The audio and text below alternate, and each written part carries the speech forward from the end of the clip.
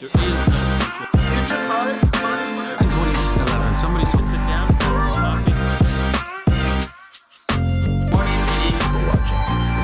Bitcoin is Very peaceful.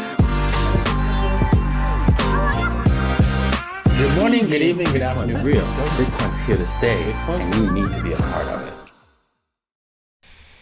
If the SEC files approval of a spot ETF, would that end the government's ability to suppress the price? No. Because it depends, right, on who's custodial of the spot, right?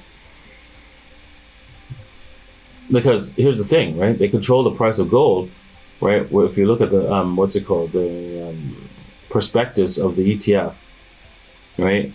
It states that if the custodial doesn't have the gold, that's not their fault, and they don't audit the custodials. So what do you think that's happening right now in that case? Yeah, that's right. They don't have the gold. Yeah. So depends on how the perspective is, custodials and stuff like that. Yeah. So I mean, this is how they manage the price of gold, right? They've been at it for a long time, and they know what they need to do. And they'll probably just repeat the same style over again for Bitcoin. Should have realized that when, you know what, the thing is, right? The funny thing is, the ETF, when it debuted, was effectively the top, right? Not this top right here, not the second one right here, but it was this top right here. And yeah, that was the beginning of the end, right? Even though this pumped up a little bit, right? Selling this up here was the right thing to do, and boom, look at that, we just lost it. It would have been hard. You know what? Based on all the history of Bitcoin, it was hard to see this happen. It would have been hard to see this happening and say, "Oh, I'm right, so I'll sell the Bitcoin right here."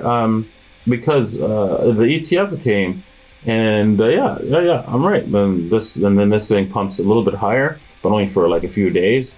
You would have been freaking out, right? It would have been hard to sell this thing up there back then. But that was the right thing, the right choice, because that ETF did hold back Bitcoin a lot, because a lot of money went to that ETF, which has nothing behind it.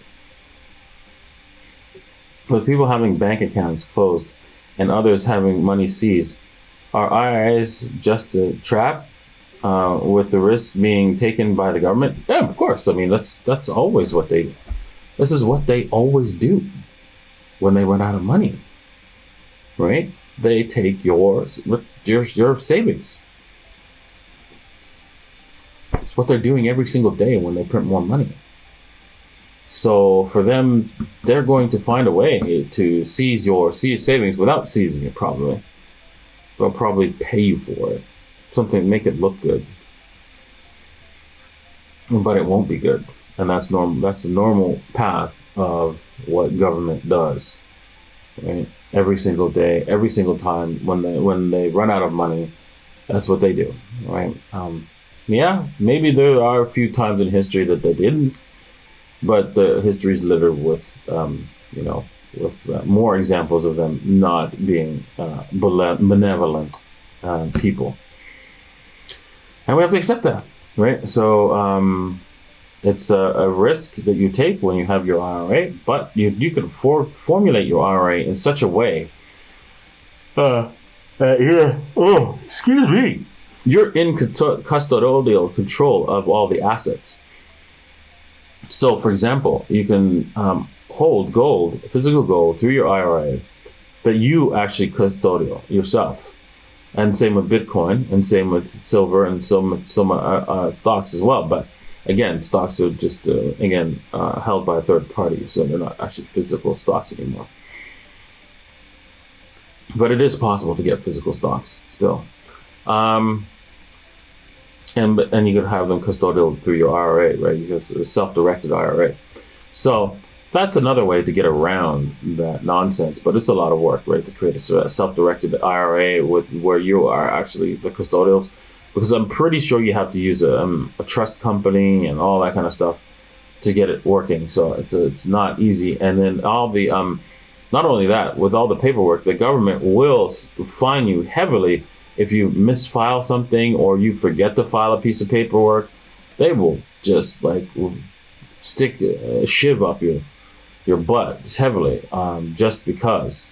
And they've done it so many times. So especially for any wealthy person who's done this, right?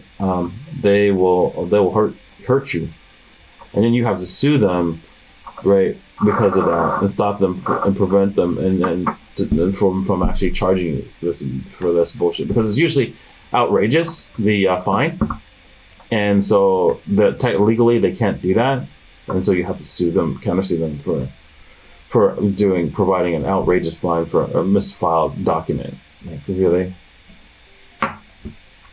And then they're just preventing you from, like, just making it harder for you to protect your money in the United States.